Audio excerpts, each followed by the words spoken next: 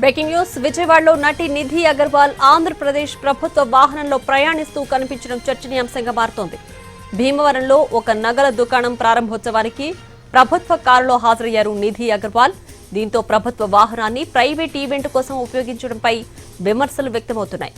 Event కోసం ప్రభుత్వ వాహనం కావాలని తాను అడగలేదని, ఈవెంట్ నిర్వాహకులే ఆ కారును ఏర్పాటు చేశారని నిధి స్పష్టం చేసింది.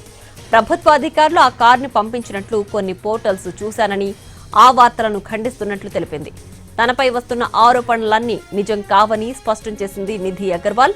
మరోవైపు కారు ఓనర్ శివాజీ ఈ వ్యవహారంపై స్పందించారు.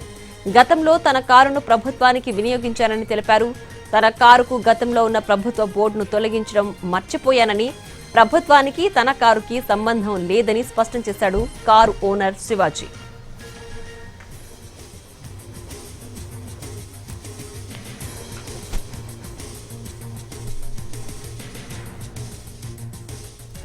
విజయవాడలో నటి నిధి అగర్వాల్ ఆంధ్రప్రదేశ్ ప్రభుత్వ వాహనంలో ప్రయాణిస్తూ కనిపించడం చర్చనీయాంశంగా మారుతోంది.